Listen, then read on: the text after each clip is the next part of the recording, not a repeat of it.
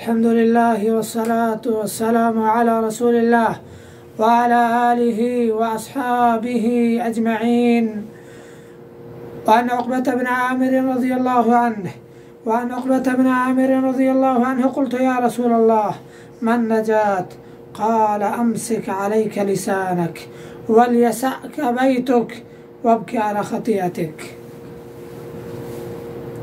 قبل از هر چیز الله حمد و سپاس و ستایش بیان کنان و درود و سلام بر رسول الله صلی الله علیه و سلم و خدا و شما را وصیت و سفارش کنان به تقوای الهی.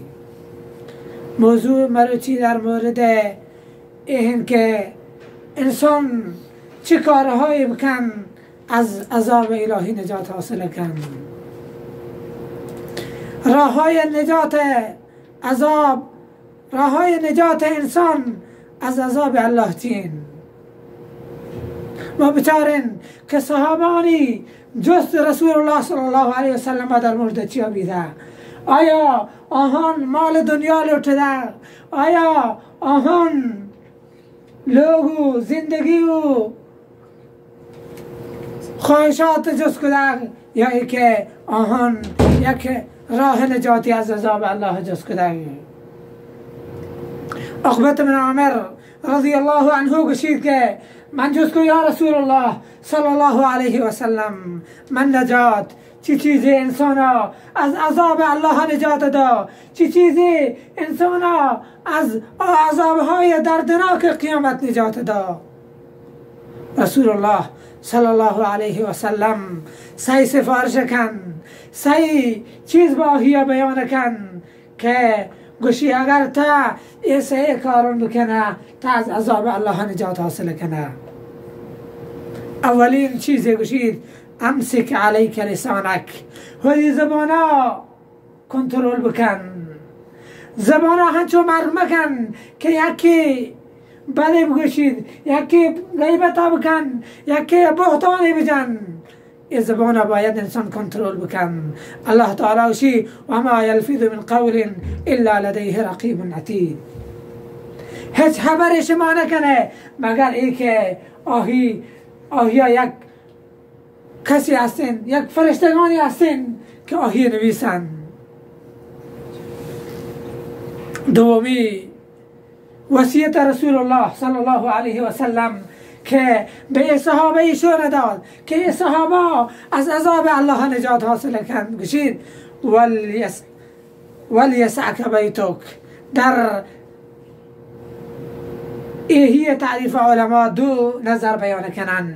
یکی که گوشید در وقتی که فتنه بید، آزمایش بید،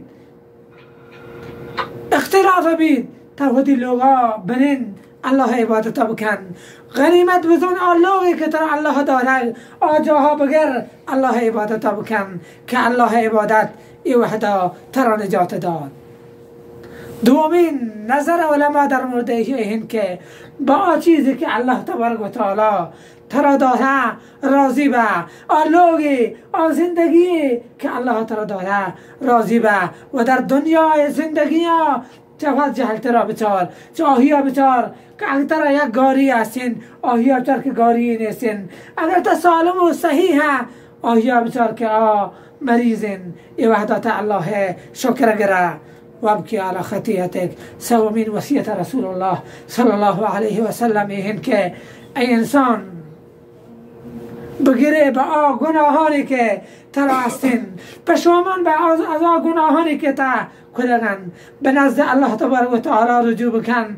گو اللهی که مهربانین، اللهی که سکا باز مهربانین، در نزد الله تبارک و تعالی رجوع بکن و دی گناهانی بخشش چه الله بلون.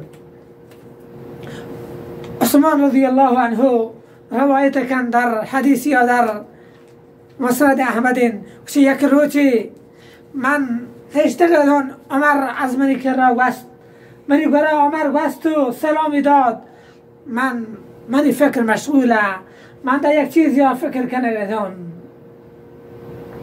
عمر وست و سلامی داد، من حواس نیست که من آهی علیکا بگران. عمر را نزد ابو بکر صدیق. این وقتا ابو بکر خلیفین و شیعه ابو بکر مروچی به عثمان رضی الله عنه سلام داد، اما عثمان مری جواب نداده. گرا ابو بکر و عمر که نزد عثمان سلام دیان، عثمان علیک گید. ابو بکر وشی عمر راد که شکایت کنه نزد من که ای عثمان تمنی علیک نگرده، تمنی سلام جواب نکده. عثمان وشی منی سلامی نداده. عمر وشی بله والله لقد فعلت، بله قسم به الله که من سلام داده. گرا ابو بکر در این وقتا کی وشی بله عمر سلام داده، اما تی عثمان مشغول بیدگه، تی حواس دیگه جایی بیده، تی فکر دیگه جایی بیده. آیا تا به چی چیزی فکر کنه بیده؟ بله عثمان وشی بله من فکر کنه بیدگان. ابو بکر وشی چی چیزی بیده که تی چو مشغول کنه؟ تا عمری جواب نداده. وشی سوالی بیده منی ذهنها که رسول الله صلی الله علیه و سلم زنده بیده، ما رسول الله جس نکنه که چی چیزی ما را از عذاب الله نجات داد. بچارین صحابانی هم بغم، صحابانی فکر چی بیده؟ آیا مال دنیا بیده؟ آیا پست و مقام بیده؟ آیا ای که من در دنیا یک جاگاهی برسون؟ آیا من یک مال و مردی بید؟ آیا من یک حکومتی بید؟ نه عزیزان، صحابانی سوال بیده، صحابانی فکر و ذکر گویی مشغول بیده که چی چیزی انسان از عذاب الله نجات داد.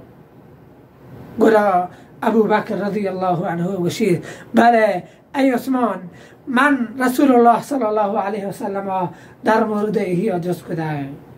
گرا عثمان وشید ای ابو بکر منی پد ماز فدای تبیان، چی چیزی که رسول الله وشته. گرا ابو بکر وشید رسول الله وشته من قبل مني كلمة التي عرضت على عمي فردها علي فهي له النجاة. او كلمه لا اله الا الله كمن وتناكو ابو طالب رسول الله وشت، او كلمه لا اله الا الله كمن وتناكو ابو طالب وشت که تا اگر هي بوشه تا نجات حاصل کنه، اما هي قبول نکن. هر کسی کلمه قبول بکن، توحید قبول بکن، الله پرستی قبول بکن، چه الله عذاب نجات داد. بله عزیزان، مسترین راه نجات، مسترین چیزی که انسان او الله عذاب نجات داد توحید. علی رضی الله عنه گوشید، یک قولی از علی هستین که علی گوشید عجبتو لمن حلک و نجات معه. علی گوشید من در من تعجب کد از کسی ها که هلاک بید، اما خودی آهی راه نجات گونین، اما نزون نجات ها سا استعمال بکن، سا استفاده بکن.